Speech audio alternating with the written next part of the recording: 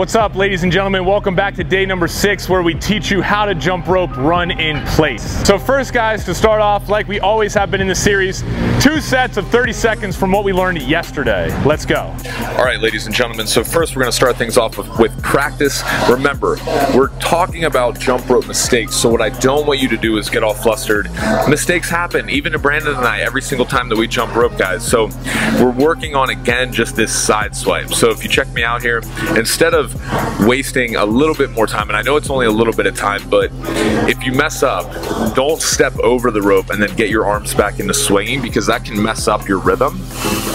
What I recommend doing is exactly what I am right here, which is when I mess up, all I do is do a little side swipe to my right or left, and then I get right back into it. So this is a good transition move because it allows you to keep spinning the rope at a fast pace. So another round, here we go. We're just practicing the mess up and the side swipe. Look at that, just I get right back into it. I roll my left hand over my right side and just get right back into it. That's what I want you guys doing, instead of when you mess up, stepping over the rope and getting started again.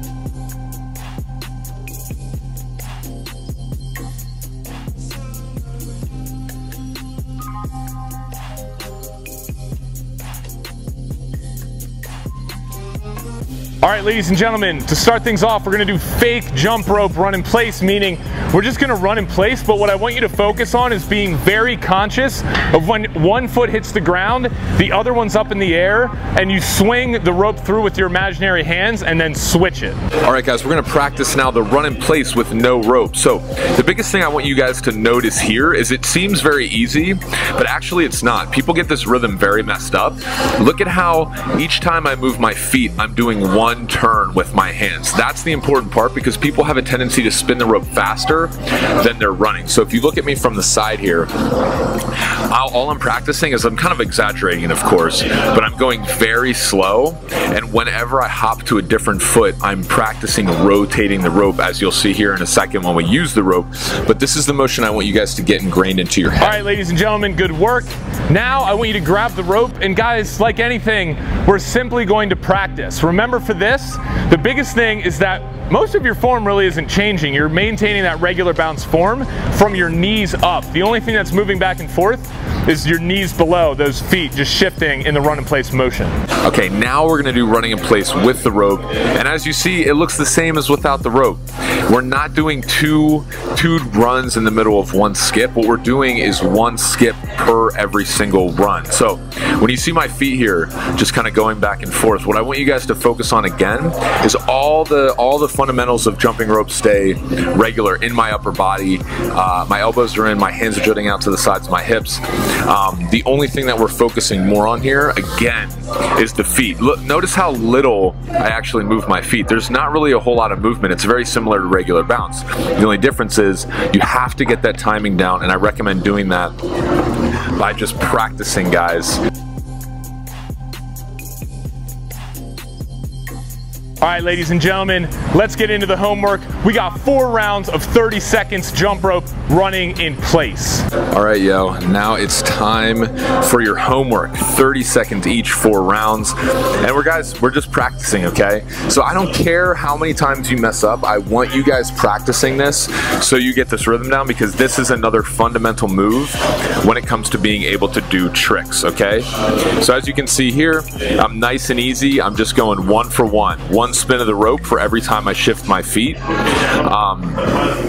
And the important thing here too is not to get excited. People get really excited, and that's what causes them to do more than one run. They put down both feet with every turn of the rope. You don't want to do that, and it's just because people get excited to jump over the rope, when in reality you're landing on one foot and then slightly pausing. See that slight pause here as I go about this? Each time my foot hits the ground, there's a split-second pause, and when I jump off and the rope comes under for another rotation, that's the main key that I want you guys, that's the major key that I want you guys to understand here.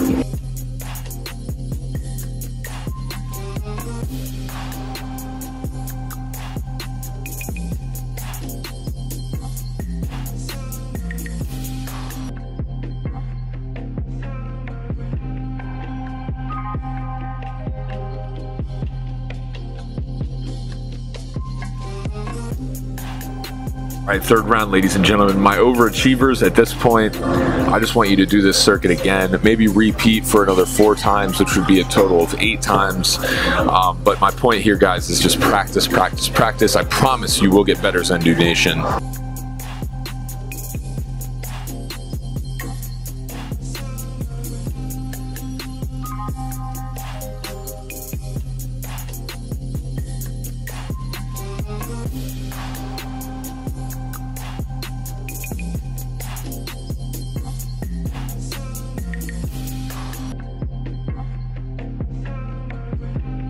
And last one, here we go, guys. Try to turn up the speed a little bit too. If you find yourself saying, Dan, okay, well, this is really easy, I can do regular bounce, I can already do run in place, then speed it up. Go as fast as you possibly can and give it your all. Give it, you know, intensity is the only way that the body's going to change. Remember that. Have a great one, ladies and gentlemen. Thank you for tuning in on today's video. We will see you on the next one.